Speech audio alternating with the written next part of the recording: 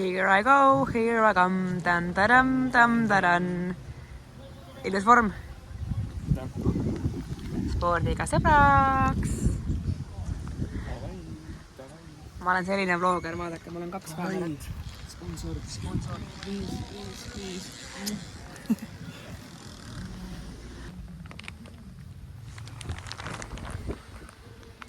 Mis teed? Soojendust.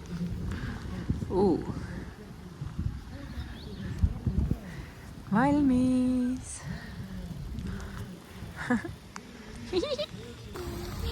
Kus me oleme? Sissi võistleb. Läheb kohe ujuma. Ja väga palju vihma. Nissi on kuskil seal vee sees.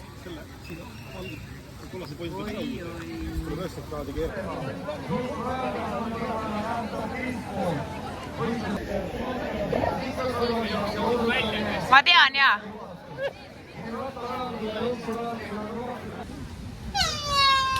Go, Issi!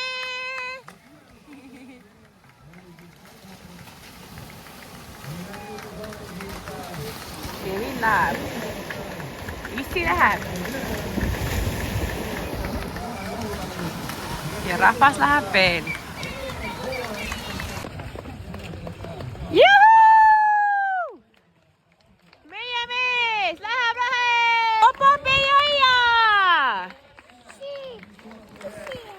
On see. Läheb, Issi! Jee! Issi! Ülitore on see, et kuna ratta vahepunkt on 2,5 kilomeetrit teeval, siis sinna me ilmselgelt ei kõnni ja tulemusi ka ei ole. Pead ise vajutama inimesi peale, kes tead, kes on võistlemas. Ja näed tema tulemusi, aga teisi, kui ma teisi ei tea, kõiki neid 2 inimest tean, peale Kevini, siis mul puudub üldse ülevaade, mis nagu saab või kus ta nagu on või mitmes ta on täpselt. Et väidetavalt siin wifi on väga halb. Ehk me siis ootame siin, liigume ja ootame siis võistlejaid. Läheb. Pool minutit. Läheb. Ta on nii kiire, ma ei jõudnud veel järgi joosta. Läheb. Stopp, Hopp, Issi! Minut aega! Täpselt minut, Kristol! Tubli oled! Meie Issi!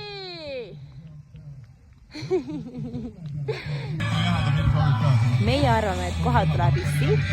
Esimesena Rait Läänemets. Rattas tuli väga ilusasti pikalt enne. Kevin on väga hästi siin liikunud. Püüdin sellest mehi kinni, nii palju võtan. Kristo oli esimese ringi peal temast minut eest. Aga nüüd täitis Kevin tempot esimene ring, seega vaatame, mis saab, kes tuleb enne kui Issi. Ja nüüd sulle aga räägin, mis võistlused järjepanu nüüd tulemas sinna suvevalga puhu selle. Kevin Anders siin on ja tempot aina tõstnud, on Prangel ei jäänud enam teab mis kaugele üle. Mina olen siis siin oma kodulinnas Elvas, Arbijärve selja taga. Laps õnnelik kiigub, naine kõrval valvab. Aga ma ei tulnud siia selleks, et teile siin Elvat näidata. Seda võite tulla ise vaatama. Aga ma võtan oma Tõrva triatloni siis lühidalt kokku. Alustame sellest, et ilm nagu ikka. Jätkasime sealt, kust eelmine aasta pooleli jäi. Seega eelmine aasta oli mul 2 triatlonit, millest 2 olid vihmaga ja ka Tõrva triatlon ei olnud teistmoodi. Seega ilm oli väga kahtlane. Tuli kohati sukest väga tugevat hoovihma, siis järel selle hoovihma, et maa oli märg, aga see otseselt võistlust ei mõjutanud otseselt. Aga kindlasti seda soojendust eelnevalt ega väga ei saanud teha, sest et ujusin natukene paar tõmmet sinna tagasi, aga lihtsalt eesmärk oli hoida ennast võimalikult kuivana, soojana. Aga jah, ma sattusin täpselt vahetusalasse, kui ma viisin oma ratta ära. Täpselt sellel hetkel, kui hakkas nii tugevad padukad tulema ja õnneks mul oli vihmavari kaasa võetud ja siis ma seisin seal vahetusala keskel nagu mingi seenekene vihmavarjuga ja 10 minutit lihtsalt seisin koha peal, ootasin, et vihm üle jääks. Siis õnneks jäi üle, sain asjad ära pandud ja valmistusin stardiks. Ütlen kohe ära, et Calypso on mul täpselt 10 aastat vana, et ma tellisin Calypso, või õigemini ema siis ostis mulle Calypso 10 aastat tagasi, kui ma olin veel juunior. Et praeguseks hetkeks on see Calypso oma eluaja ära elanud ja seda ka näitasid viimased võistlused, seega nii Ironman Tallinnal eelmine aasta kui ka nüüd Tõrvas. Kohe stardis, kui ma vette hüppasin, läks kõik vett täis, käised, kõhu ümbert, selja ümbert, jalad, et sa lihtsalt ujusidki ja transportisid selle Calypsoga vett, et käed olid mega rasked. Et kui te olete seda videot näinud, kuidas ma selle ujun, siis te näete ka, et võib-olla tavainimene ei saa aru, aga ma arvan, et ujujad näevad ikka, kui raskelt see käsi üle õhu tuleb, et see oli väga raske, kui sul mingi mõlema käe küljes on vabalt sihuke 1-2 kilo juures, et ei olnud lihtne ülesanne, õnneks oli ainult 500 meetrit niimoodi vaja punnitada, aga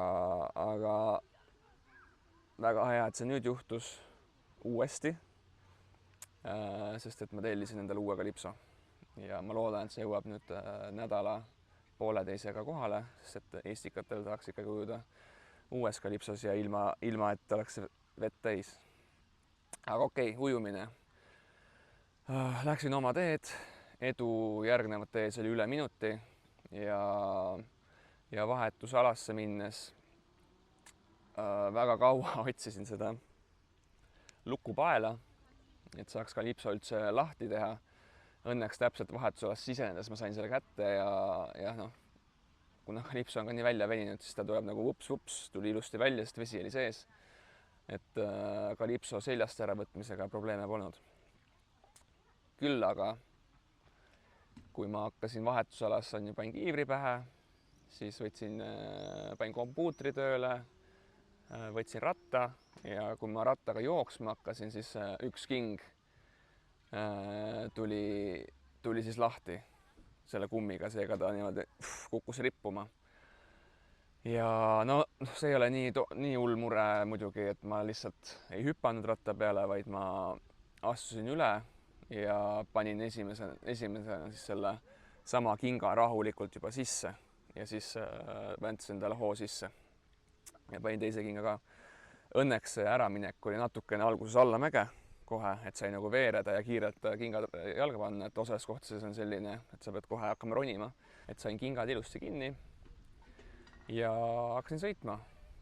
Tunne oli väga hea sõidu ajal ja siis esimene konkurent sai mu kohe esimese 10 kilomeetriga kätte äkki.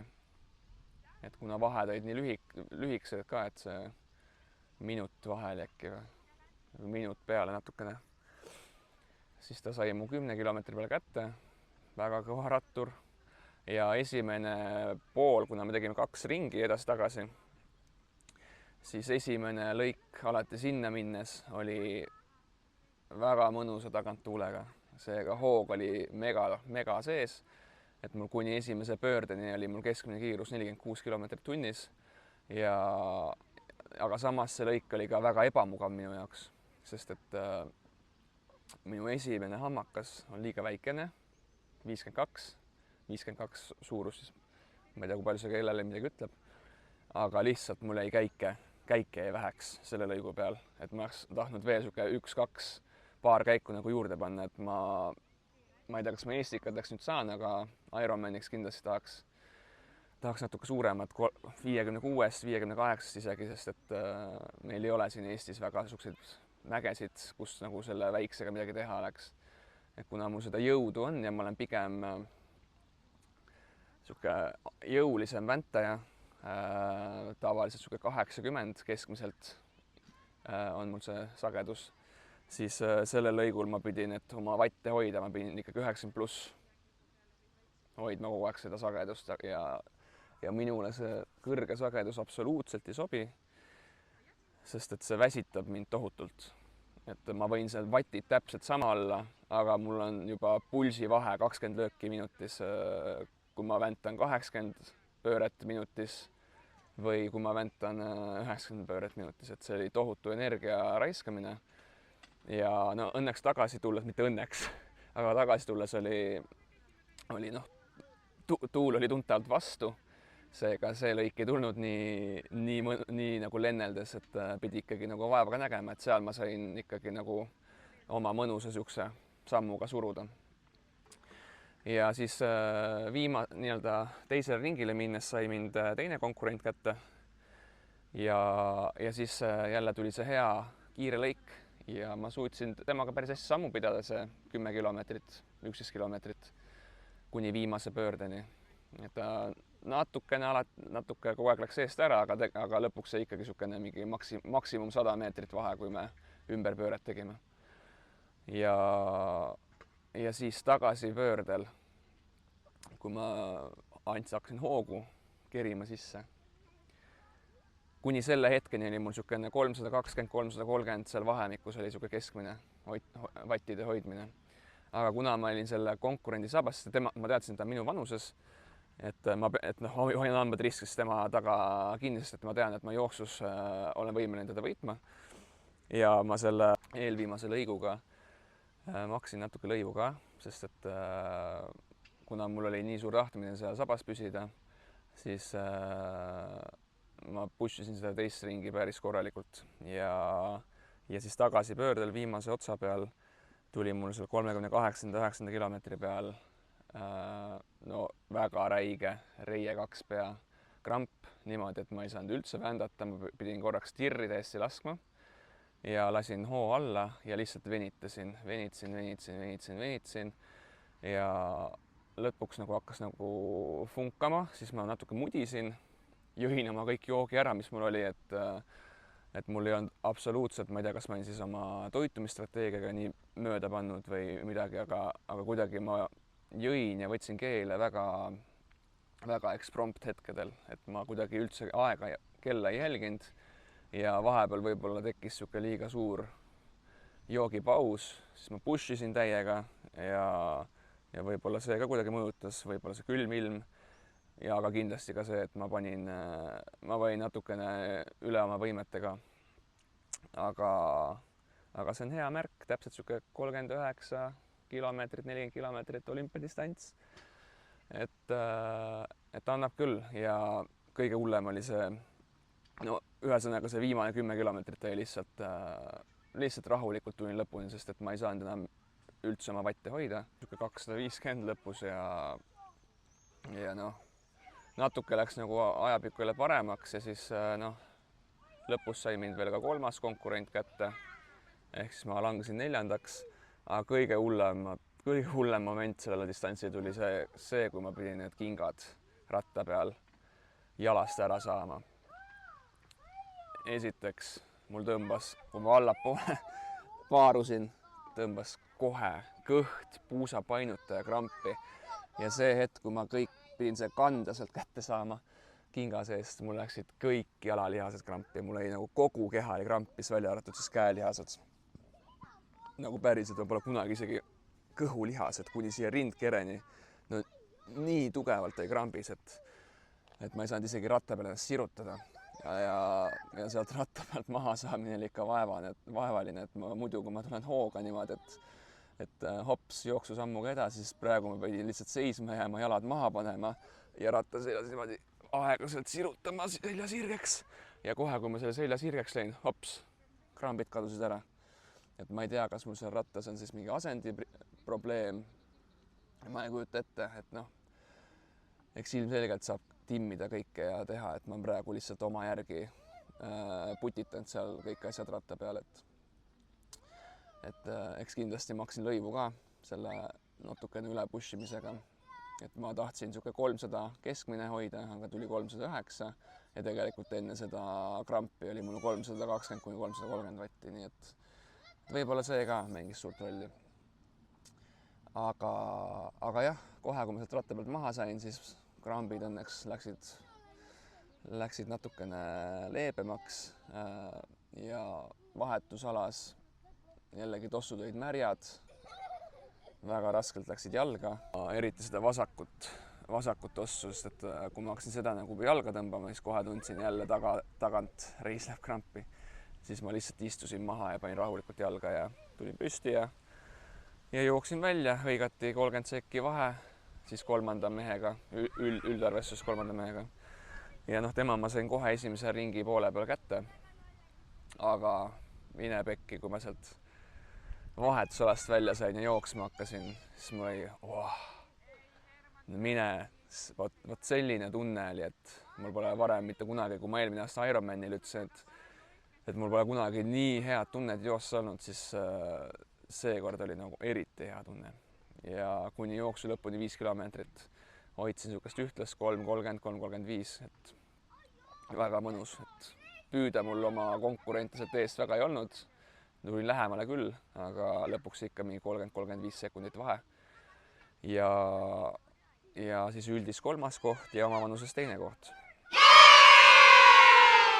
Aitäh. Ja ütleme nii, et ma olen väga rahul. See pingutusaste oli väga kõva. Väga palju viperusi tuli ette, et ma ei ole üldse harjutanud seda vahetusala, et siuke vana rasva pealt mõtlen, et tulen ja teen, aga seda tuleb ka harjutada. Ja võistlussituatsioonis ikka juhtub asju ja see on paratamatu. Aga lõppkokkuvõttes ma jäin päevaga ka rahule, eriti ma arvan, see positiivne jooks seal lõpus kuidagi minu seda emotsiooni tõstis väga palju. Et kuni jooksu alguseni mul oli siuke et kõik, mis valesti minna saab, kõik on valesti läinud, et siis jooks nagu päästis selle päeva. Nii, aga ennist jäi mul tegelikult jutuajamine pooleli, sest et mälu sai täis. Aga võtame siis kas nüüd kokku, aga Tõrva triatlon oli väga hea hooaja avapauk minu jaoks, et ma sain oma vormi kontrollida, näha, kus parasjagu olen, julgesin riskida, eriti rattas ja nägin ka varustusosas ära, et kust mida juurde saaks veel võtta. Aga täna, nagu ikka, meil on siin siuke vihmased sombused ilmad, on toimumas Elva südaööjooks. Start on 23 ja mina olen stardis. Ning järgmine pühapäev on siis kaua oodatud Eesti meistrivõistlused olümpiadistantsil.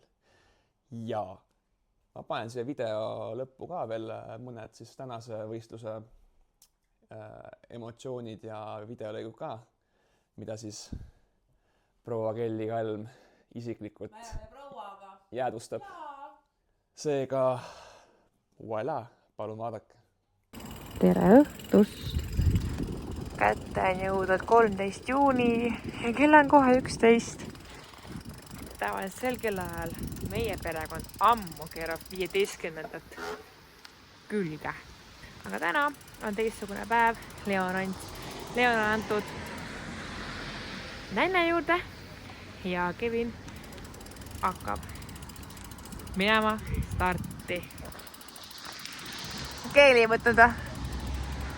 On vaja võtta või? Keeli võta 2 meetrit sisse. Kotist või? Jah, kotis on keeli, jah. Jah, pidurdas. Juba läheb minema! Go!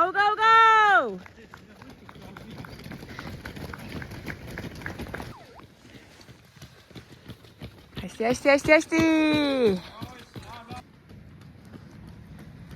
45 sekundit. Tubli oled, 40 tegelikult. Hei! Ainult üks seal taga natukene tuleb. Aga ta ei ole... Tubli! Jiha! Ega see pealtvaataja roll rattaga ühest kohast teise kimada. Selle ka törts mitte kerge. Nii et mul on võhm väljas. Aga õnneks me jõuan igale poole siis kohale, kui pealik pole jõudnud veel. Ehk siis esimesed, Kevin üks juba järgi. Oi. Hei, ja. Koostöö nüüd. Väga tubli. Natukene veel.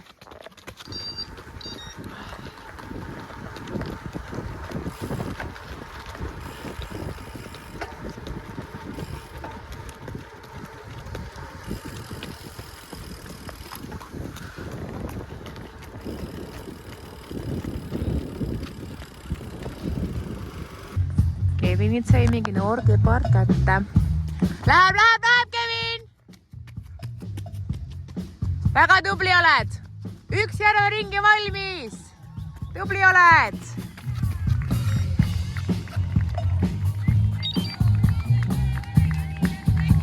Kevinil on fänne, jee! Ilus! Oskar Lehto.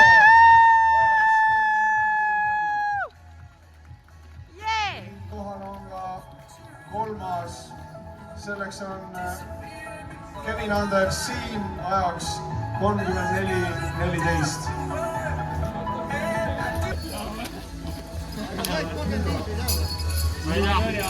Pole 14. Nägin kella peal, et läheb napiks, aga ei jõudnud alla 34. Tulge süda jooksu. Emotsioonid, esimesed emotsioonid. Palju oli joonata? Esimene 3 kilt oli hea, siis hakkasid tõusma. Ei jõua neid tõusu. Jõudsid? Mul oli lõpus siuke tunne nagu toss mu taperdaks, nagu lahter. Täpselt siuke mingi asi käiks. Et meeldis, oled rahul? Aga anna teada. Kuule hea. Tulge veel, kell 11 öösel teise kohaga ei jõudnud järgi minna, jah? Ta tegi seal laskumisel vahe sisse. Ta pani päris... Sügav laskumine. Ma ei jõudnud seal, ma olin koordinatsiooniga pahuksis seal. Aga ei, väga kõva pingutus. Nüüd tuttu! Nüüd tuttu! Lähme tuttu, jah. Hea töö, 1,5.